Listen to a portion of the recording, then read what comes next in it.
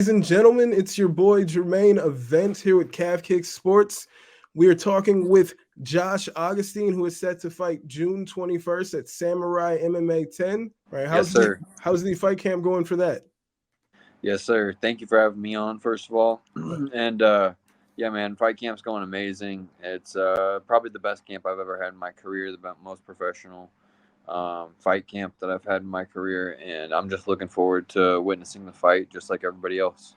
Oh yeah, I'm excited for it. I was looking at the footage for both of you guys. You know, you're just so well rounded. It's a joy to watch you fight. You're Thank great you. everywhere. You're ready wherever the fight goes. It was a joy to just go through all your fights. I was watching you from 9 years ago. I didn't even see this fight on your record, and it was like the body lock takedowns and all that. I'm like, this guy's amazing. Like, Thank you, bro. Thank you. I I, appreciate it, man. and I believe this is your second fight training with Xtreme Couture. This is like what I would consider my second like full camp with Extreme Couture. It's actually my third fight since I've been out here in Vegas, but my first one was only 6 weeks since I got out here, so I was kind of getting adjusted. But so yeah, the last two I would consider like my first two like real fights with Extreme. Okay, and what would you say are the big differences from the smaller gym to the super gym? I mean, just the level of people that are around, the looks, the attitude. I mean, there's so many like little things that you could get into as far as like structure of the gym, the practices, the timing, the strategies, uh, the way people train whenever it's Mhm. your job and everyone's relying on a paycheck around each other versus people that are just trying to like win a world title that day. Um, Yeah, I guess there's that would be pretty interesting. yeah, it's a world difference, honestly. But the biggest thing is really just the people that are around and the people that you surround yourself with. So I'm super grateful to be at Extreme for this camp and have guys like Julian Arosa, Anthony Njokwani, Arthur Duflo, Biagio Ali Walsh, Dennis Davis, Danny D1, Roman Isbell. The list goes on and on and on. And just the people that I'm surrounded by and all the help that I have for this camp. It's pretty amazing. It's pretty amazing. I saw that you were training a lot with Shorty Torres, and I saw that you said like every Sunday you train with Merab. So Sunday sometimes is my off day, and sometimes Saturday is my off day. It kind of just depends, like what is the training's looking like on that Saturday, and what like the intensity of the training throughout the week. So a lot of times, whenever I'm on Sundays, I go to the open mat at 10th Planet and Henderson out here, and they Mhm. have a ton of studs, ton of amazing jiu-jitsu guys. Uh, Andy Varela, Nick Ortiz, Adam Frank, all these guys have been helping me out a ton. And yeah, a lot of really big name guys go over to that open mat as well. And Merab's almost always over there too whenever Okay. I'm there. So yeah, that's whenever I'm able to get some training in with him. But most of my training throughout the week is over at Extreme Couture. Okay, that's pretty amazing. Yeah, So, how would you, if you had a Mystic Augie prediction on how you see this fight with Alex Morgan going? What is your prediction for the fight? knockout, first round knockout. First round knockout. Lovely, lovely. Yeah. And what would be next for you? Everything goes perfect in this fight. What's next for Josh Augustine? UFC 303 the very next 303. weekend.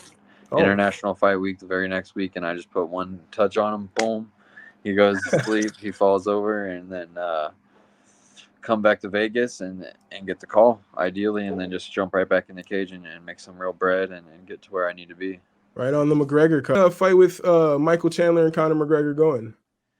Man, I think that Conor wins that fight if we get a shade of old Conor, Yes. but I don't know what we're about to see, man. I just don't know.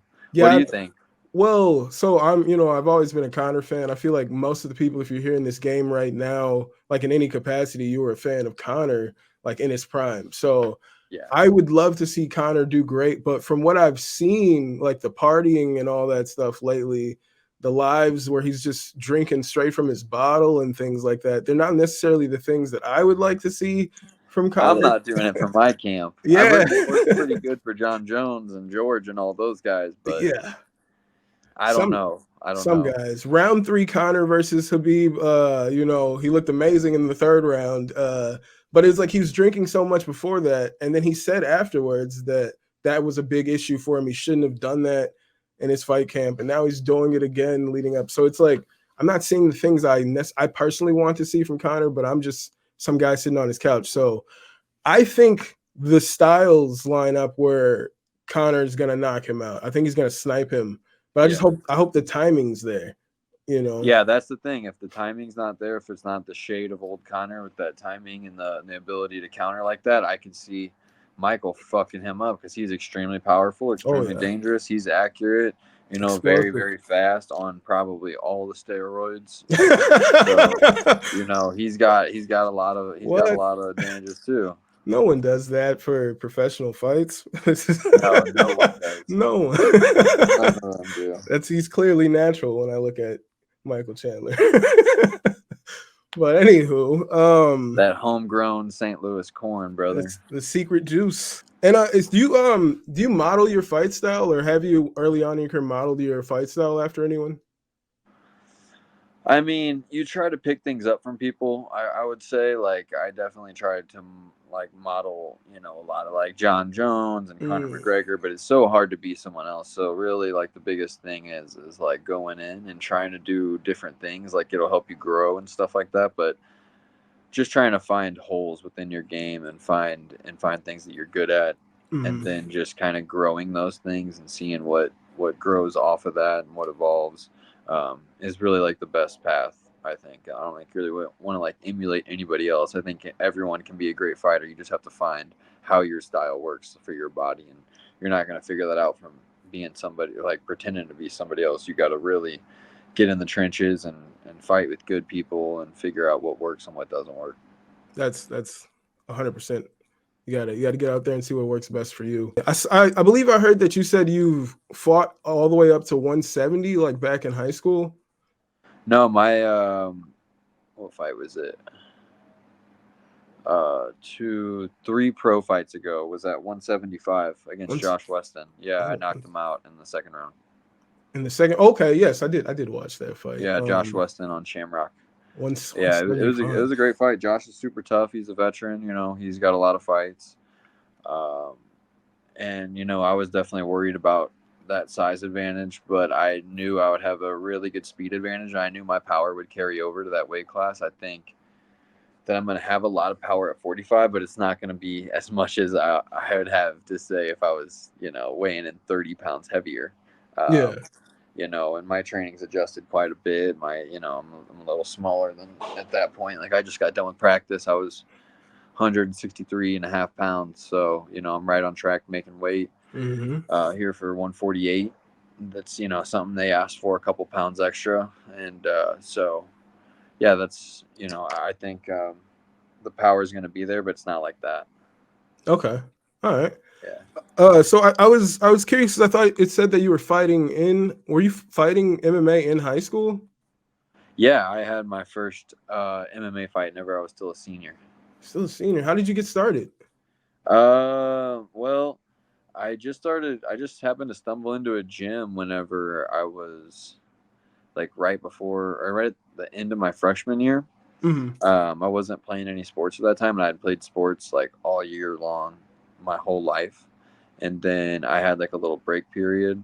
And I just happened to be riding bikes with my friends, and we went past the gym, and I had seen like a few UFC fights and stuff. And I grew up watching Pride and boxing and shit like that. And then, you know, I was always pretty decent at other sports, so I didn't really like think about pursuing anything like that. Like a lot of my family played collegiate sports, so I just was like, oh, you just go to high school, ball out and something, and then you go to college. Like, I really thought like that was what you did. Like, I thought that was just normal, like no big deal. And then that, like, quickly, you know, I quickly found out that wasn't just going to happen just like that for me instantly. And I just so happened to be walking past a gym. I was like I said, riding bikes with my friends. And I see like a cage and a boxing ring and like mats and bags and shit like that in my hometown. You know, there's not a lot of people in that town, and like I had never heard of anyone like doing that or whatever. So I look and I'm like, damn, that's crazy. So I get the number on the window, go up, and I trained that weekend. And I knew from that point forward that that's exactly what I was gonna do. That's and then amazing. at that time there wasn't a lot of athletes in the sport, like, and so I was watching a lot of the guys and the way they moved and shit like that, and I knew, like, I, for whatever reason, I could just see where I could be one day. Like, I knew, and now obviously the sport is flooded with great athletes, but I just knew eventually that my athleticism would shine. Okay, all right. That's an amazing story. You were a natural athlete, and then you just saw the gym, saw everything, and just fell in love with it. With the challenge, right? The challenge of it all. Yeah, 100%. I mean, and at that time, the sport was so much different. Like, there wasn't like a kids program at the gym I was at. It was just like I was just training with the grown men. They were just beating the fuck out of me. And like at first it was like, okay, I'm 15, 16. I'm just like learning the different defenses for different chokes and arm bars and stuff like that. And I'm trying to like figure out how to do it in technique classes. And then, you get a little older and you're like, wait, motherfucker, I think like you guys aren't just whooping my ass no more. Like, Yeah. I'm getting a little bigger now. I'm a little thicker. And so like that, you have like that natural thing. And then I started competing about a year after I was training. I was doing like kickboxing matches, jiu-jitsu matches, did Golden Gloves, boxing. Then I started wrestling that next season as well. So I just kind of like dove into doing each like, main point of the sport. And then so my senior year, I had already had shit like, 50 wrestling matches and, 20 jiu-jitsu tournaments and, won a few of those and, handful of boxing matches, handful of kickboxing matches, and then had my first MMA fight. Oh man. Yeah. So you're pretty bred for this, with that background. You're bred to go with this. That's pretty amazing. The extensive wrestling background, kickboxing since what, sophomore year in high school? Yeah, Kickboxing. freshman, sophomore year, yeah, something like that. Yeah, 15. That's pretty amazing. When I was that age, I didn't know people really did things like that. I was probably watching like pro wrestling or whatever. Well, see, and that's what was crazy. That's why I said like that's why I just like went into the gym. I was like, man, what the fuck? Because it was like that same thing. It's like I didn't know people even really did this. Like obviously you see it on TV. Like I'd seen it. Like seen like UFC Unleashed, like Ultimate Knockouts. You've seen like Brandon Vera like head kick the guy. Justin Eiler's little head kick him and like flying knee him. You're like, whoa, that's crazy. But like I didn't know people really did that near me, and so that's that was a cool thing. And so for those first couple of years, there was never like, oh man, maybe I'll be in the UFC one day. It was just like kind of competing and like figuring it out and like seeing if I was even able to like compete in these different tournaments and see how I do. And then like I started winning some different things, and I was like, okay, but some of these jiu-jitsu guys beat me, but all they do is jiu-jitsu. I do like all this other stuff. And then like maybe I'd get beat in a boxing match. I'm like, yeah, but all he does is box. Yeah. And like I would whoop his ass in a fight. And then so then like once I was able to start having MMA fights and I started to have some success, then I was like, okay, well maybe we can see how far this thing can go. That's amazing. Yeah, I like the way you've been able to put it all together. What would be a dream fight for you? Oh man, I think everyone's dream fight's Conor. Oh yeah, I guess that is that'd be awesome. Like Conor or red like, panty night. Yeah, you got to get the red panty night or him or like Sean O'Malley. Like one of these superstars. Like you want to get the big pay-per-view payday. I think everyone wants that. Yeah, I think Conor, if he's still around that much longer. I mean, if he wins this next fight, hopefully he'll be around a little longer. If he loses, I'm not sure how much more we see of Conor. But dude, I see Conor doing what Anderson Silva did, what Muhammad Ali did, and just fight. He'll keep going. Like even if he loses, I don't think he's gonna just call it quits. I wish he could like box or like. I wish he could just go out and do his own thing, set up his own events right now. But I think he's on his last fight. I could see that happening in the short future, especially if he continues to lose in the UFC. Then I could definitely see that being a thing. I wish like UFC had like more like boxing style tune-up fights, so that he didn't have to just stay in fight the top guys every time he comes out there.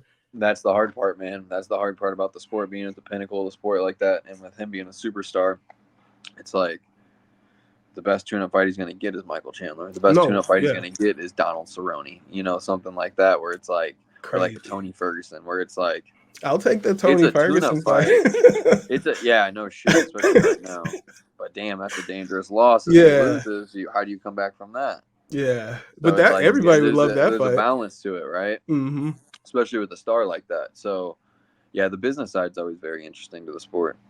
Okay, yeah, definitely. In an interview, you were asked about Francis going into boxing, and it was pre-Tyson Fury, but you said you had a take in there that I thought was very interesting, that you've trained with champion level boxers and that they have certain tricks that when they hit you with that, it'll be quite shocking when it happens.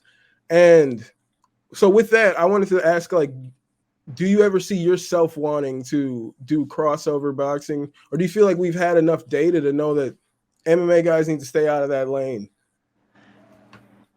I would do it.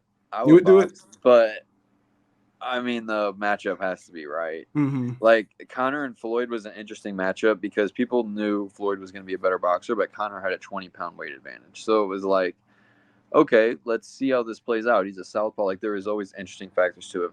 Francis at heavyweight, it's an interesting matchup because of the power, you know, obviously. Especially you go with a little bit smaller gloves, it makes it all interesting. But, I mean, yeah, like, anyone for it, Topuria versus, like, Terrence Crawford, like, come on, bro. Get out of here. That's a murder. Like, you can box good in the UFC for sure. He's a solid boxer with 4-ounce gloves, but it's not the same thing. Definitely not Terrence Crawford. And that's what I'm saying. Like, if you're gonna make a crossover fight, it has to be like a superstar world champion. So for me, if I were to do it, it'd have to be the right matchup. Like, I like how Diaz and Masvidal are doing it. You know, like, if I can create a big enough name for myself one day, maybe I'd be down to fucking go get beat up for some real bread. But, you know, I'm not like going out there to lose with anybody. Yeah. So, you know, I would like to maybe beat up like a YouTuber. Yeah, I like them fighting each other. I definitely hate seeing my favorite MMA guys get beat up by Jake Paul. This is the worst that I possibly see. I wanted Askren to knock him out. Kid. Bryce Hall? Oh, yeah, okay. That's a good fight. I would do bare knuckle with Bryce Hall. Oh, bare knuckle. Okay. Because he did bare knuckle. I'll do bare knuckle with Bryce Hall. All right. I think we're about the same size. Yeah. I don't know if that's true. Watch, he's going to be 20 pounds bigger. I need more money. No, yeah, we can set that up, you know. Let's get it. Yeah. David Feldman. You're welcome. And Connor, right? Connor. Yeah, Connor. New co-owner. Yeah. Yeah. That's pretty awesome. How do you see Jake Paul versus Mike Tyson going? Is that still happening? They've rescheduled for, I believe, November 15th. Oh, God. Well, I just don't want Mike Tyson to die, you know? Oh, yeah. That's like the number one thing, but I don't know about like him living after like a full fight like this against a young guy. Like, it's just such a bad idea. No commission should. That's what they're for.